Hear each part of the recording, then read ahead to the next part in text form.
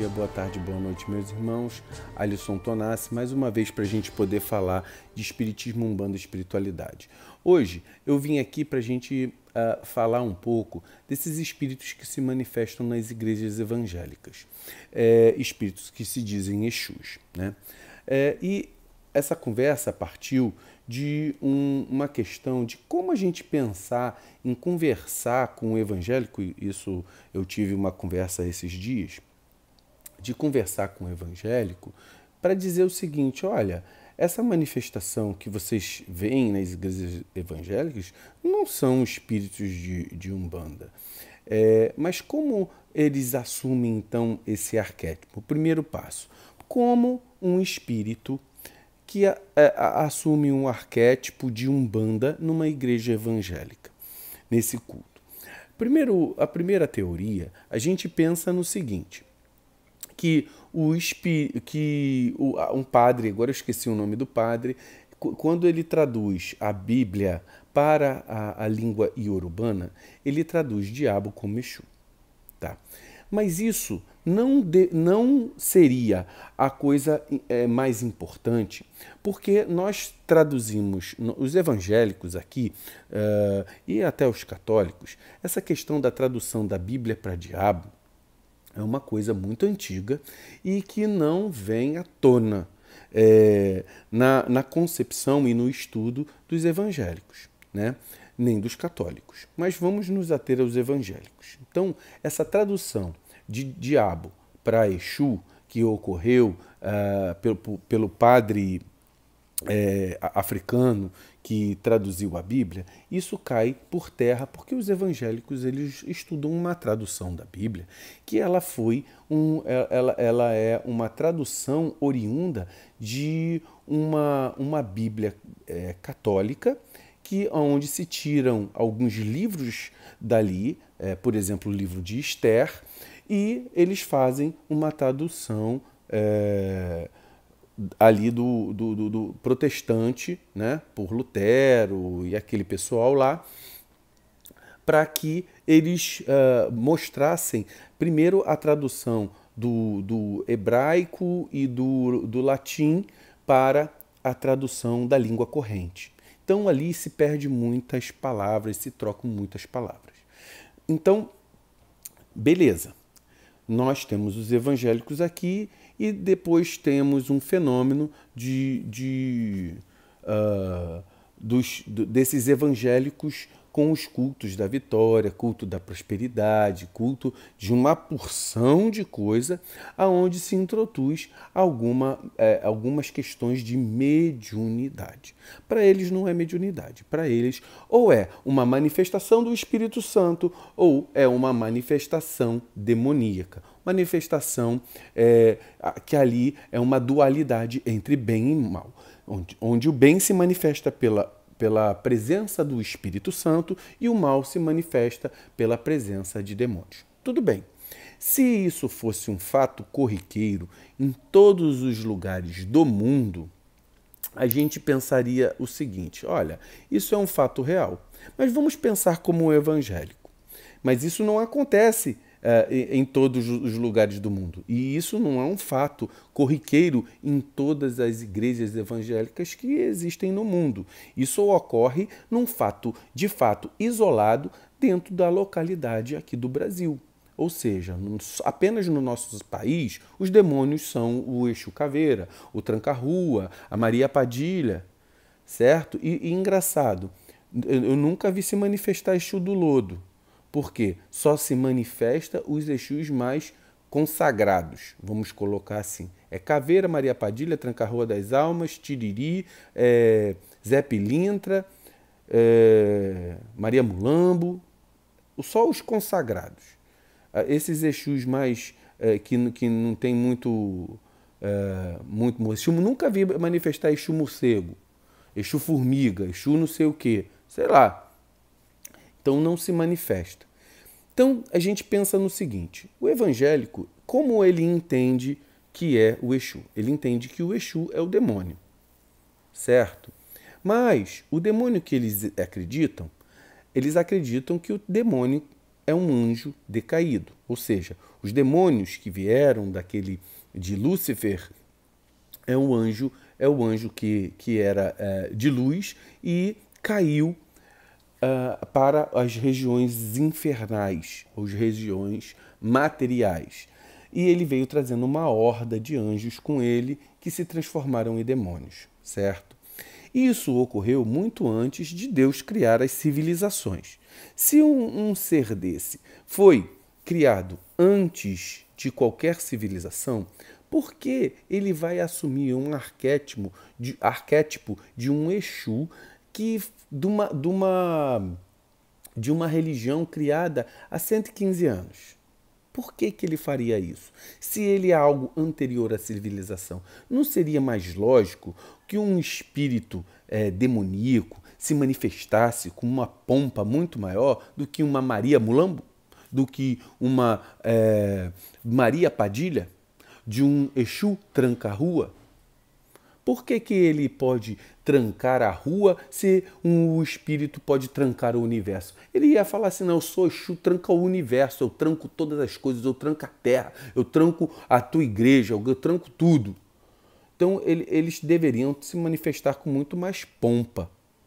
Não teria nem lógica de uso de um arquétipo desse. O que faz a gente pensar que essas manifestações são introduzidas por fenômenos psicológicos dentro das igrejas evangélicas. O ex-umbandista, o ex-macumbeiro, o ex-trabalhador de magia negra, ele vai para esse culto e manifesta psicologicamente o seu desequilíbrio. E essa manifestação é porque ele entende que, mesmo porque eles não entendem o Exu como aquilo que ele é, um ser de luz. Eles entendem o Exu como um ser degenerado também. E aí faz muita correlação. Antigamente, nós próprios umbandistas, através, por exemplo, das imagens com Exu de chifre, Exu todo vermelho, como se fosse um diabo de rabo, pé de boi, sei lá, eles manifestavam toda essa influência do próprio ser umbandista ou espiritualista que trabalhava dentro dessas questões e acabou transferindo a ignorância de um lugar para outro. Então, uma parte também vai dos próprios ex-trabalhadores da nossa seara que vão para a igreja evangélica menosprezar aquilo da onde eles participaram. Mas participaram de maneira egoísta, de maneira a buscar coisas materiais, homem, mulher, emprego, dinheiro, fama, querer matar os outros, porque a gente sabe que tem muita gente que se diz da nossa religião e faz isso. Então, acaba levando para eles. Mas também não tem lógica que eles manifestem isso. Manifesta porque é mais fácil que o distúrbio psicológico de cada um deles se manifeste como algo pernicioso na cabeça deles. Se manifeste, muitas vezes é charlatanismo, certo? Muitas vezes é charlatanismo, muitas vezes é ignorância, muitas vezes é problema psicológico, muitas vezes é problema emocional, muitas vezes é problema de obsessão. Então o que está lá é um quiumba. O fato é o seguinte, não está na Bíblia. O ser espiritual que nós cultuamos não está na Bíblia. Se eles seguem a palavra de Deus, a palavra que está na Bíblia, eles não poderiam inserir no seu culto algo que não é do culto e algo que não está na palavra da Bíblia. Então, você colocar uma manifestação que supostamente seria uma manifestação demoníaca, esse demônio deveria, de repente, falar numa língua hebraica, numa língua aramaico, né? Ou até falar por exemplo, como a gente vê nos filmes do Exorcista, o cara lá pega, fala na tua língua para você entender, mas quando depois ele pergunta o nome dele lá é uma língua desconhecida. Eu acho engraçado, porque o Espírito Santo fala em línguas, mas o demônio não fala. Porque o Espírito Santo fala numa língua anterior à civilização. E o demônio, que também é anterior à civilização, deveria falar a mesma língua do Espírito Santo, certo? Porque eles se comunicavam. Então, é uma questão assim que realmente precisa, que falta entendimento tanto da parte dos evangélicos para isso, utilizando e denegrindo a religião alheia, né? Nós temos um culto. Muitos de nós, a gente tem que fazer o nosso salvo-conduto também, no sentido de nosso salvo-conduto, não, a nossa meia-culpa. Por quê? Porque muito do que está dentro da igreja evangélica é fruto de uma ignorância que estava dentro dos nossos terreiros, pessoas ignorantes, que não conheciam, que desconheciam o que era Exu. Tem muita gente que até hoje acha que Exu é o ser do mal que vai às trevas e se mete nas trevas, ou seja, que acha até que é o diabo mesmo, né? Conforme aquelas imagens que se tem nas casas de artigos religiosos, e a gente tem que começar a desmistificar essas coisas. O que eu vejo é que o Exu que trabalha comigo é o Exu Caveira, ele não se mostra como uma caveira, outros podem manifestar, mas é apenas uma visão espiritual, uma visão mediúnica. O espírito que está por trás daquele arquétipo, ele é um ser humano. A gente tem que partir do princípio que o espírito que nós trabalhamos dentro da nossa religiosidade é um espírito que passou pela humanidade, venceu a matéria, se iluminou. E dentro desse processo de iluminação, ele retornou para comunicar a sua glória, vir atrás de nós para nos mostrar que nós podemos também transcender essa matéria e nos iluminarmos. E eles estão aqui para nos auxiliar a esse processo. Então, que nós possamos mostrar também, nós como umbandistas, mostrar que o Exu é um ser de luz. Mostrar que Exu não come vidro, Exu não enfia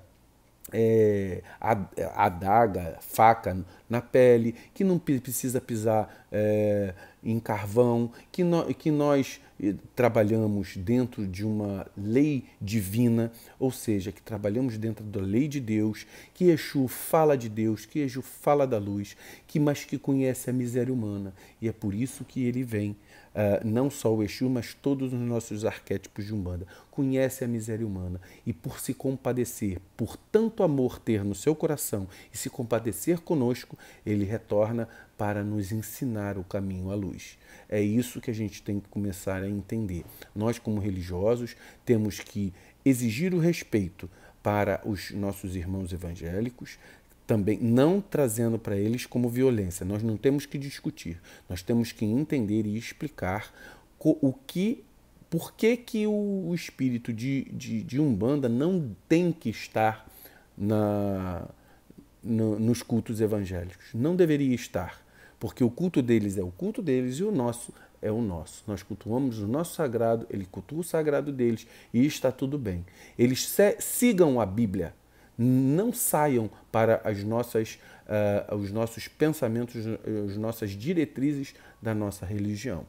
Eles não têm que trazer cultos, no seu culto, algo para denegrir a nossa religião, e nós temos que exigir essas coisas, mas com muito amor, com muita paciência. Não vai ser com qualquer um que a gente vai falar, porque o ignorante, existe o ignorante na Umbanda, existe o ignorante no evangélico e nas outras religiões. Nós, umbandistas, temos que trabalhar com superioridade intelectual e moral. Não é brigando, apontando o dedo como fazem conosco. Nós temos que ter paz no coração e tentar trazer, mostrando que nós somos pessoas boas. E assim o exemplo arrasta. Muito axé, meus irmãos.